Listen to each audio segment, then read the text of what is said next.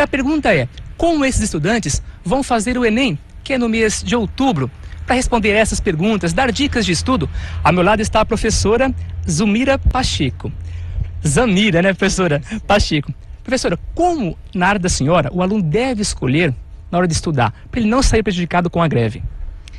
Bom, primeiro, o aluno ele deve procurar seguir as matérias, as disciplinas, de acordo com o ensino médio dele, né, a sequência.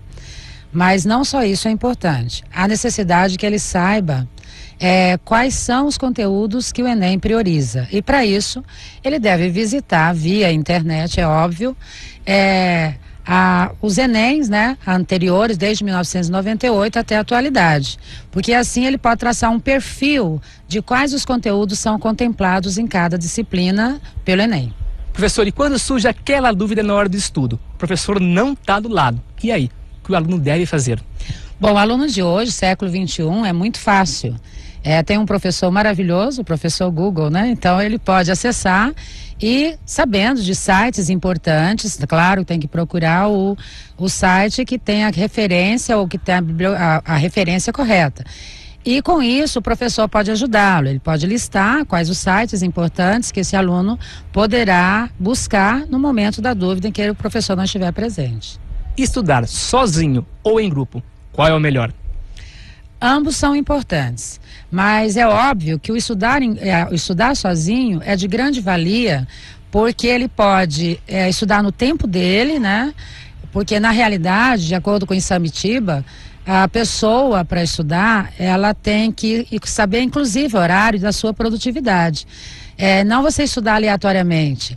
Se o aluno ele consegue aprender mais no período da manhã, ele deve priorizar o período da manhã para fazer esses estudos. Agora, em relação ao estudo em grupo, de forma coletiva, eu acho muito interessante, até porque as escolas elas contemplam a questão da divisão, da solidariedade, né, de vamos trabalhar juntos. E isso, de repente, você não tem um pendor para uma disciplina e o colega tem, e nós já fazemos essa prática em algumas escolas aqui em Rondonópolis. Né? Com certeza. Então, administrar o tempo de cada aluno, isso é importante na hora do estudo. Sim, administrar o tempo e até se organizar, por exemplo. Para você estudar, para que você não perca tempo, a necessidade que o aluno tenha um local designado em sua casa, os materiais disponíveis para não ficar sem telefone, porque qualquer coisa pode distraí-lo. Som, televisão, também não, no sentido de ter um poder de concentração maior. E lembrar o aluno que, na realidade, ele está fazendo um grande investimento, mas em quem? Nele mesmo. Professora, a redação é tão temida por alguns alunos. Algumas dicas na hora de escrever e para estudar a redação. Primeiro lugar é você conhecer o portador de texto, ou seja, o gênero literário, que todo mundo pensa assim, é uma tipologia, né? A questão da dissertação. Se ele conhece todas as partes do texto e ele conhece também as competências, né, que o Enem vai cobrar, por exemplo. Não adianta você saber que tem tese, argumentação e conclusão. A necessidade que você conheça e saiba como você está sendo avaliado. Porque cada competência, ela vale 200 pontos, fazendo um total de 1000 pontos aí. Então não tem essa história mais de você pensar assim, puxa, se eu tenho coerência e coesão, eu vou me dar bem? Sim, você vai se dar bem, sim, na competência 3. Mas se você não priorizar a interdisciplinaridade, que contempla a competência 2, com certeza você perderá 200 pontos.